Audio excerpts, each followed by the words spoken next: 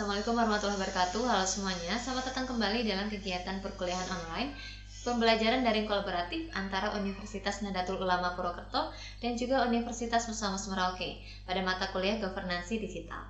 Dan perkenalkan, saya adalah Tahri Nazria, salah satu dosen pada mata kuliah Governansi Digital. Teman-teman, pada minggu ini kita sudah masuki minggu yang kelima dan kita akan bahas tentang e-service quality, e-satisfaction, dan juga e-loyalty. Silakan teman-teman mengunduh materi tersebut pada LMS Sinau dan kita akan bahasnya secara bersama-sama. Baik, silakan teman-teman membaca materi tersebut dan saya akan menjelaskan materinya. Kita lihat teman-teman bahwasanya e-service quality tentu saja akan berkaitan dengan e-service. Pada minggu lalu kita sudah bahas tentang e-service. E-service merupakan salah satu pelayanan publik yang sifatnya berbasis online atau menggunakan TIK. Jadi e-service ini bisa menggunakan aplikasi, sistem, ataupun situs. Dan tentu saja dengan adanya e-service bisa memudahkan pelanggan, memberikan kemudahan dan kenyamanan daripada pelayanan secara manual. Dan pelayanan e-service tentu saja tidak harus dibatasi oleh jarak dan waktu, bisa dilakukan di mana saja dan kapan saja dan dilakukan secara mandiri. Namun tentu saja dengan adanya e-service perlu ada yang namanya pengukuran kinerja atau evaluasi terkait kualitas ataupun mutu dari e-service tersebut. Maka muncullah yang namanya e-service quality. Oke, kita lihat teman-teman, untuk membahas e-service quality kita harus paham dulu terkait kualitas. Dan kualitas menurut Kotler dan Keller adalah suatu mutu atau keseluruhan ciri serta sifat dari suatu produk yang berpengaruh pada kemampuan untuk memuaskan suatu kebutuhan. Dan menurut Alexander, Slavko, dan Yasna, kualitas adalah kesesuaian suatu produk dengan spesifikasi pelanggan dalam memenuhi kebutuhannya. Jadi intinya kualitas itu adalah tentang seberapa jauh semua kebutuhan atau keharapan dari pelanggan ini bisa terpenuhi melalui pelayanan tersebut. Selanjutnya, menurut Ciptono, kualitas pelayanan merupakan upaya pemenuhan kebutuhan dan keinginan dari konsumen serta adanya ketepatan cara penyampaian dalam memenuhi harapan dan juga kepuasan pelanggan. Jadi akan semakin baik kualitas pelayanan jika keinginan ataupun harapan pelanggan itu terpenuhi. Kemudian kita harus tahu ada beberapa teori terkait dimensi pengukuran pada e-service. Ada beberapa pendapat dan di sini saya hanya menyampaikan 4 saja. E-service quality kita pahami sebagai e-serve qual. E-serve qual dikembangkan untuk mengevaluasi suatu pelayanan yang berbasis internet, bisa aplikasi, sistem, ataupun situs. Dan menurut Parasuraman serta Malhotra, e-serve qual adalah pelayanan berbasis elektronik yang digunakan untuk memfasilitasi belanja, pembelian, maupun pengiriman produk ataupun jasa secara efektif dan efisien. Sedangkan menurut Zeitam, e-serve qual didefinisikan sebagai sejauh mana website dapat memfasilitasi secara efisien dan efektif dalam kegiatan belanja, pembelian, dan juga pengiriman produk ataupun jasa. Kemudian ada pendapat dari Zeitam yang pertama, ada 5 dimensi dalam mengukur e-serve qual menurut Zeitam. Yang pertama adalah security, terkait keamanan dari sistem pelayanan pada situs, aplikasi, ataupun sistem tersebut. Lalu yang kedua terkait communication, yaitu apakah situs, aplikasi, ataupun sistem ini bisa menjalin komunikasi yang baik dengan pelanggan, terutama dalam menyampaikan informasi dan juga dalam menyelesaikan gangguan seperti gangguan sinyal ataupun maintenance dan sebagainya. Kemudian yang ketiga adalah reliability, yaitu tentang keandalan dari informasi yang disampaikan. Informasi yang ada di aplikasi, website, atau situs harusnya itu adalah informasi yang tepat, terbaru, dan juga sesuai dengan apa yang dijanjikan. Lalu yang keempat adalah responsiveness, yaitu tentang kecepatan dari pelayanan pada situs, aplikasi, ataupun sistem tersebut. Dan seharusnya ada kecepatan respon dari customer service dalam melayani berbagai pertanyaan, kritik, ataupun saran.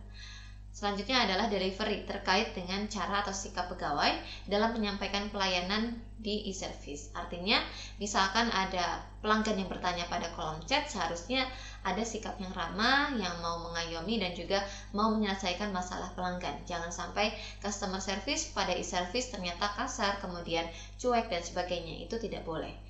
Kemudian ada pendapat juga terkait dimensi pengukuran e-serve qual menurut Parasuraman.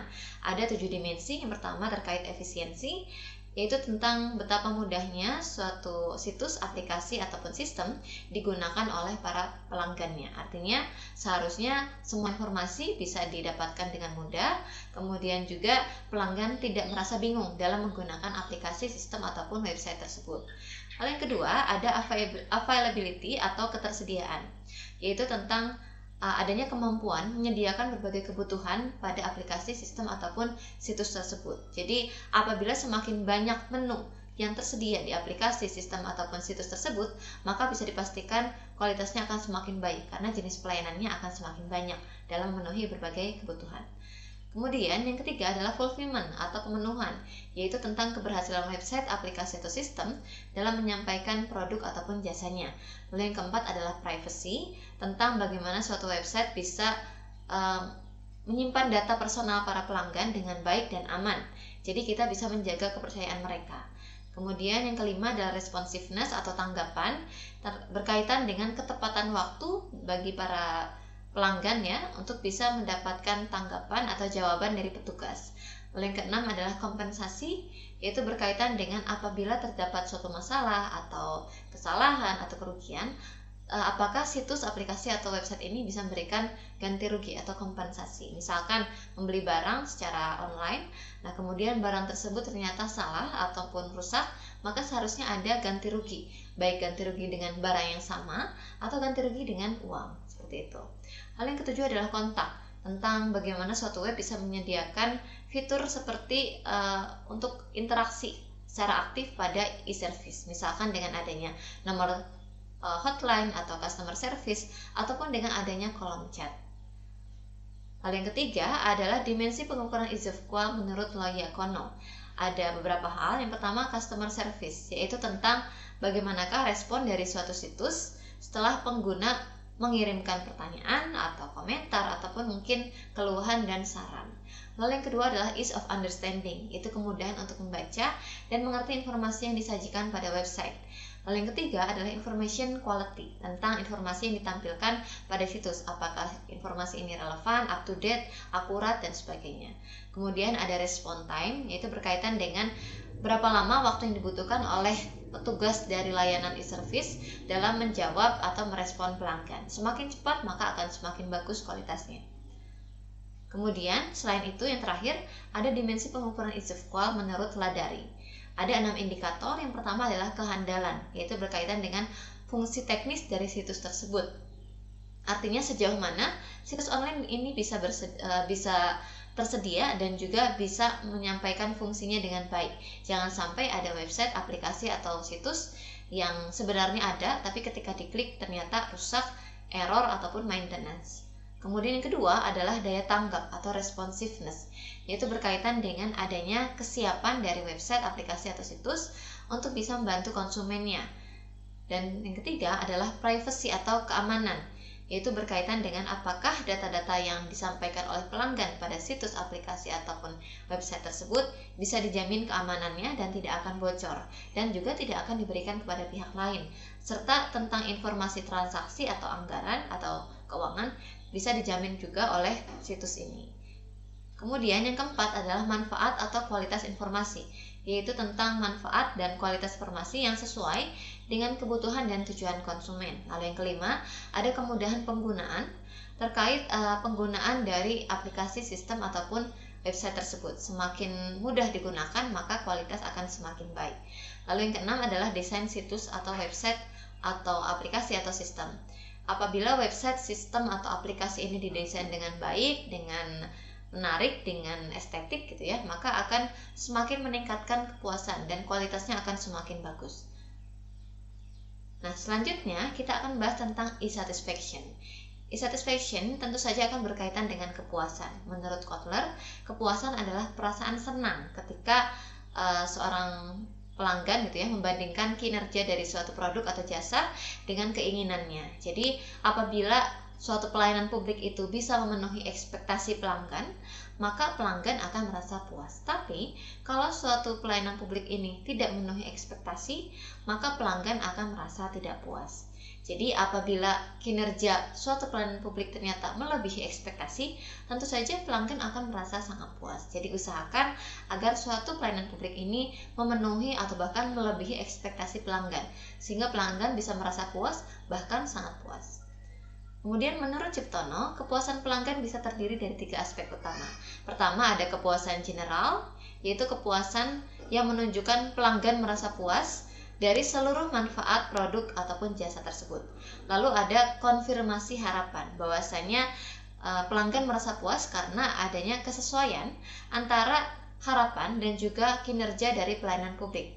Lalu yang ketiga adalah situasi ideal, bahwasanya suatu pelayanan publik ini dianggap memuaskan ketika mereka mempunyai kinerja yang sesuai dengan kualitas dari produk tersebut atau ideal menurut konsumen. Kemudian ada pengertian e-satisfaction menurut beberapa ahli. Yaitu yang pertama ada Anderson dan Srinivasan menyatakan bahwasanya e-satisfaction itu adalah kepuasan pelanggan sehubungan dengan pengalaman pribadi dalam pembelian ataupun mungkin dalam hal pemenuhan kebutuhan lainnya. Kemudian menurut Lee, e-satisfaction adalah kepuasan pelanggan dalam pengalaman ataupun perilaku pembelian sebelumnya dengan situs. Jadi intinya e-satisfaction adalah adanya rasa puas bagi masyarakat ketika mereka menggunakan layanan publik berbasis online atau e-service. Nah, ternyata ada beberapa variabel pada e-satisfaction menurut Zetam. Yang pertama adalah usefulness atau kegunaan. Jadi sejauh mana suatu situs, aplikasi atau sistem bisa bermanfaat bagi pelanggannya atau bagi konsumen dalam kehidupan sehari-hari. Kemudian yang kedua adalah enjoyment atau kenyamanan, yaitu tentang sejauh mana aplikasi atau sistem ini atau situs ini bisa memberikan kenyamanan bagi penggunanya. Lalu yang ketiga adalah past experience, yaitu tentang persepsi yang timbul bagi si konsumen ketika menggunakan situs online, terutama tentang pengalamannya di masa lalu. Jadi apabila pengalaman dia di masa lalu itu baik, maka seharusnya dia punya ekspektasi ya untuk mempunyai pengalaman yang lebih baik lagi di masa mendatang. Dan apabila mungkin dia pernah mengalami pelayanan yang buruk di masa lalu di suatu aplikasi, harapannya ya dia mengalami pelayanan yang lebih baik di masa mendatang. Kemudian yang keempat adalah decision, yaitu tentang keputusan konsumen untuk menggunakan suatu situs online. Jadi biasanya seseorang konsumen akan memutuskan apakah dia puas atau tidak puas. Kalau dia merasa puas, tentu saja akan menggunakan layanan e-service secara berturut-turut, artinya dia akan menggunakannya untuk kedepannya. Tapi apabila dia merasa tidak puas, maka dia biasanya akan berhenti menggunakan layanan tersebut dan akan pindah ke lain hati. Lalu yang keempat adalah loyalitas pelanggan. Loyalitas ini berkaitan dengan tindakan pelanggan ya terkait kepuasan. Jika dia merasa puas, biasanya dia akan menjadi loyal atau menjadi setia dalam menggunakan suatu layanan publik. Nah, menurut Alexander, loyalitas adalah perilaku pembelian yang berulang-ulang berdasarkan pengalaman tentang pemenuhan harapan-harapannya. Lalu menurut Sutisna, loyalitas pelanggan merupakan suatu sikap yang menyukai suatu produk ataupun jasa ya, dan melakukan pembelian secara konsisten pada produk ataupun jasa tersebut secara berulang-ulang. Jadi intinya ketika konsumen merasa puas, dia merasa nyaman, dia akan melakukan kegiatan layanan secara berulang-ulang. Selanjutnya, ada jenis loyalitas dari pelanggan menurut Kotler dan Keller. Yang pertama, makes regular purchase, atau dia ini hanya membeli produk atau jasa secara reguler ya, atau secara berulang. Kemudian dia tetap melakukan pembelian di perusahaan yang sama walaupun produk atau jasa yang dibeli ini berbeda. Kemudian kedua, ada purchase across product and service. Jadi intinya ada pelanggan yang melakukan pembelian produk dan jasa di tempat yang sama. Lalu yang ketiga ada reverse others, yaitu kondisi di mana pelanggan merekomendasikan dan memberikan respon yang positif di lingkungan masyarakat. Lalu yang keempat adalah demonstrate immunity to the pool of competition, yaitu kondisi di mana pelanggan mendemonstrasikan sesuatu yang dianggap sebagai keunggulan produk atau layanan ini, dan juga dia mendemonstrasikannya kepada untuk menunjukkan rasa kompetisi. Jadi pelanggan ini merasa bahwasanya produk ataupun jasa yang diberikan sudah sangat unggul, sudah sangat di luar pihak-pihak lainnya ya, seperti itu. Kemudian pada e-loyalty ya, e-loyalty ini tentu saja berkaitan dengan e-service. Artinya ketika kita merasa puas ya, kita akan mencapai yang namanya e-satisfaction. Kemudian dari e-satisfaction nanti akan menimbulkan e-loyalty. Jadi e-loyalty konteksnya hampir sama dengan loyalty pada pelayanan biasa. Dan e-loyalty adalah sikap menyukai terhadap produk atau layanan dari suatu aplikasi atau website, dan pelanggan akan melakukan pembelian atau pelayanan secara berturut-turut terhadap produk ataupun jasa yang disediakan oleh website, aplikasi, ataupun sistem tersebut. Contohnya, apabila seorang pelanggan yang terbiasa membeli dengan Shopee atau menggunakan Shopee secara berturut-turut ya untuk pembelian berbagai macam jenis barang, maka dia akan melakukannya secara konsisten dan berulang-ulang. Mungkin setiap bulan dia akan membeli berbagai produk dari Shopee, sehingga pelanggan tersebut sudah merasa nyaman, tidak mau pindah ke lain hati, bahkan tidak mau menggunakan aplikasi yang sejenis Shopee seperti Tokopedia, Lazada, Blibli, dan sebagainya. Itulah contoh dari e-loyalty. Jadi dengan adanya e-service, pelayanan bisa dilakukan secara online, dan apabila suatu pelayanan online ini sudah mencapai quality yang bagus, maka dia bisa menimbulkan yang namanya e-satisfaction atau kepuasan atas layanan online, dan nantinya akan berujung dengan adanya e-loyalty, yaitu adanya loyalitas pelanggan dalam menggunakan suatu layanan online. Dan indikator dari e-loyalty menurut Anderson dan Srinivasan, pertama, konsumen tidak punya pikiran untuk beralih ke situs online lainnya. Lalu yang kedua, konsumen akan menggunakan situs ini ketika dia memiliki keperluan. Lalu yang ketiga, konsumen biasanya akan melakukan pemesanan atau transaksi, dan aplikasi ini atau situs ini adalah merupakan pilihan yang paling pertama. Lalu yang keempat, konsumen merasa suka dengan situs ataupun aplikasi ini dalam melakukan transaksi. Kemudian yang kelima, konsumen merasa bahwasanya situs online ini adalah yang terbaik untuk melakukan suatu transaksi atau pelayanan. Lalu yang keenam, konsumen merasa bahwa situs ini adalah yang paling favorit. Baik, itu saja materi untuk hari ini. Semoga bisa dipahami dan bermanfaat. Mohon maaf kalau misalkan ada banyak kekurangan ataupun kesalahan, baik secara perkataan ataupun perbuatan. Semoga materi ini bisa dipahami dan bermanfaat. Terima kasih, tetap semangat dan tetap sehat walafiat. Wassalamualaikum warahmatullahi wabarakatuh.